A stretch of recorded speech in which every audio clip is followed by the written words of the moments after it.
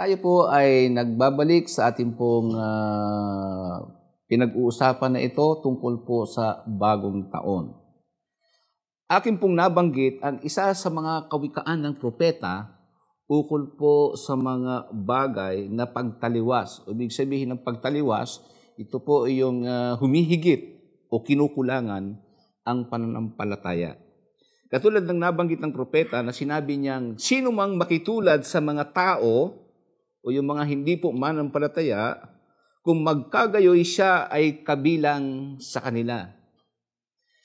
Napagtunan po natin ng pagpansin sa una po nating natalakay ay tungkol po sa tinatawag natin na bagong taon, na ito po ay nalaman natin ang tungkol sa origin ng selebrasyon na ito, na ang kalendaryo ay mula po sa mga sinaunang pagano, at ang mga pangalan ng nasa kalendaryo natin ay mga pangalan po ng mga pagano, ng mga Diyos-Diyosan ng Roma noon.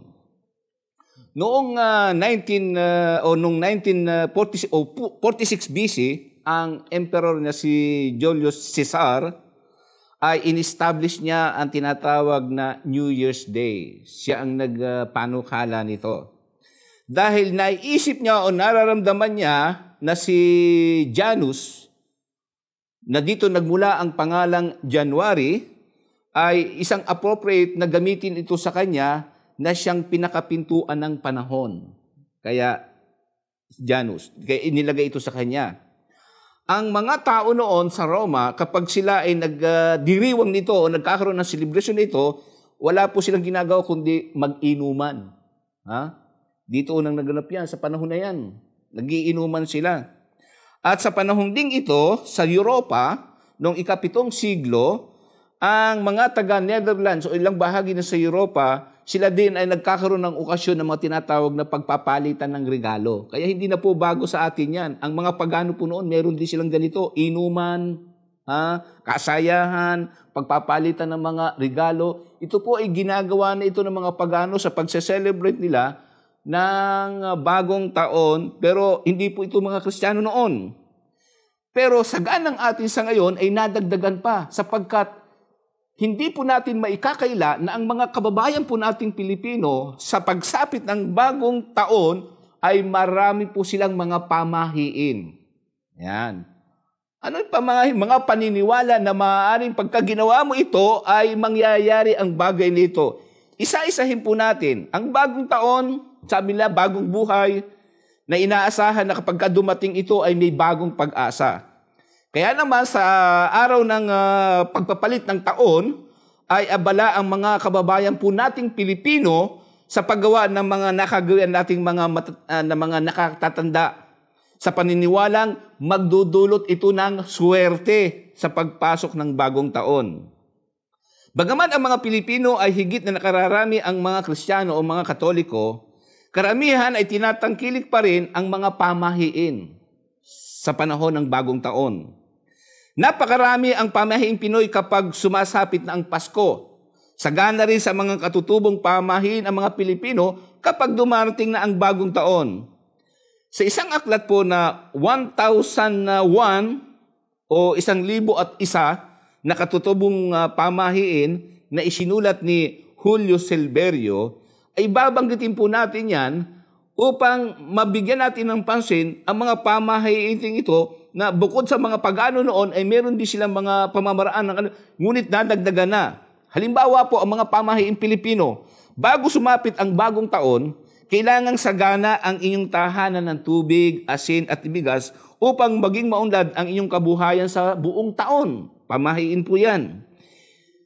Ikalawa, iwasan ang gumasta ng kahit na isang pera sa araw ng bagong taon at maging malinis din ang katawan sa araw na ito upang mabuenas sa buong taong hinaharap. Kung gayoy, gagasta lamang ng kayo magiging gastador sa buong isang taon. Kapag tumugtog na ang ika-12 o yung kampana o yung 12 ng hating gabi bilang hudyat ng bagong taon, buksan ang lahat ng inyong mga bintana, kahon, pinto, aparador, upang sa gayon ay mapuno ang mga ito ng mga biyaya sa mga taong hinaharap. Yan. Yan ang kanilang mga paniniwala, pamahiin. Sa gabi ng bagong taon, kapag ang inyong aso ay tumahol ng 12 ng hating gabi, magdaranas kayo ng ibayong kahirapan sa buong isang taon. Itong pamahiin ito. Kapag ang araw ng bagong taon ay tumama sa araw ng Biyernes, magkakaroon ng maraming sakuna sa buong taon. Kapag ito naman ay tumama sa araw ng Sabado, magiging maunlad at masagana ang buong taon. Sa pagtugtog ng 12 taon, hating gabi, bilang hudyat ng bagong taon, kailangan ang mga pandak ay magsilukso o magsilundag upang maragdagan ang kanilang mga taas. Kailangan ding hilain ang mga pangong ilong upang ito'y tumangos. Yan po yung mga medyo nakakatawa, no? Pero anong kinalaman ng bagong taon sa mga bagay na ito sa ating pisikal?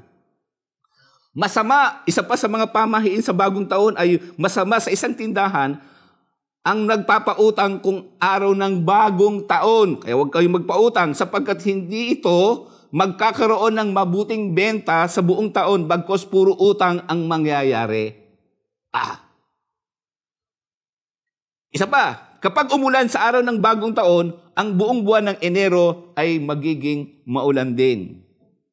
Iwasan ang pagiging magagalitin sa araw ng bagong taon upang maging maayos ang inyong kalooban sa buong taon. Bubunesin kayo o siswertihin kayo sa buong taon dahil kapag ang naging unang bisita o panauhin ninyo sa inyong tahanan sa araw ng bagong taon ay lalaki.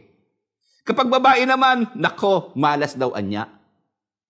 Maaari kayo po ay natatawa sa mga ganitong mga pamahiin. Pero yan po talaga ang paniniwalang ito. Mga pamahiin ito na kinalulugdan ng mga kababayan po natin. Kapag sa araw ng bagong taon, ng unang taon, nakasalubong ninyo sa daan ay nakadamit ng itim, ang may sakit na tao ng inyong tahanan, kung magkayod gayon man, ay madaling mamamatay. Kung sadyang naghahanap kayo ng magandang kapalaran sa buong isang taon, lagyan ng pera ang inyong bulsa, magsabi ng bagong taon, lubha pa kung ang suot ninyong damit ay bago. Kayo'y mamalasin sa buhay kapag kayo naglabas ng anumang kasangkapan sa inyong tahanan sa araw ng bagong taon. Napakarami ito. Kaya isa-isahin ko po ninyo, kung maalala po ninyo. Ha?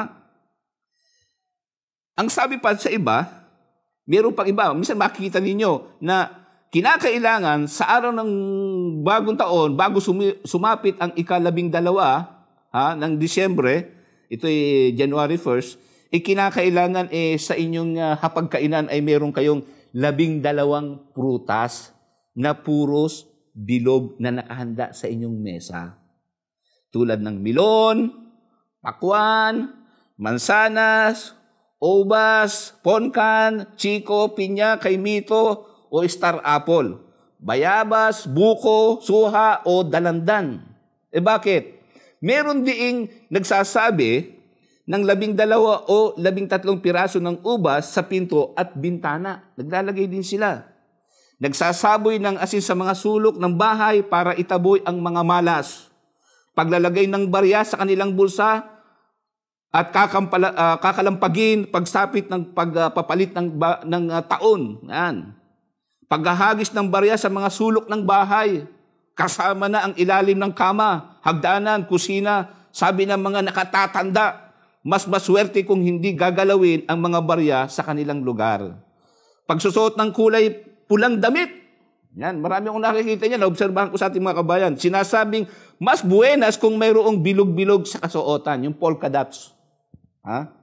Naglalagay ng mga pagkain sa malagkit sa pagkainan tulad ng suman at biko. Kaya, ito palang tradisyon na ito, naalala ko nung bata pa ako, yung aking mga kamag-anak, lola, lala, mga tiyuhin, nagahan ng ganito, pamahiin pala yan. Dahil magagawa raw nito na pagtibayin ang pagsasamahan ng pamilya. Magpapagupit ng buhok at pagpapalinis ng kanilang kuko. Pagtalon kapag nagpalit na ng taon para tumangkad. Magbukas ng mga pintuan, mga bintana, ilaw sa lahat ng kwarto ng bahay para maging maliwanag ang buhay ng pamilya sa susunod na taon at pagpasok ng swerte. Ilan po ito mga pamahiin ng mga kababayan po natin na kumakapit at nagtataguyod ng mga selebrasyon sa tinatawag natin na bagong taon. Paglalagay ng pera sa bulsa para daw laging may laman ito sa buong isang taon. Pagbabayad sa lahat ng pagkakautang bago pumasok ang bagong taon. Pag-iingay sa magitan ng pagpapaputok, pagbubusina, pagpapatunog ng kampana para maitaboy ang mga masasamang espiritu. Kaya mamaya tatalakayin po natin kung ano po yung mga pinsala na nagaganap. Sa halip na sabi niya, siswertehin, ano pang nangyayari?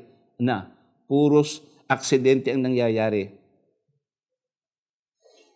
Ang mga bagay na ito, na aking po mga nabanggit, ay hindi pa po lahat. Marami pa po na mga pamahiin na ginaganap ng ating pong mga kababayan.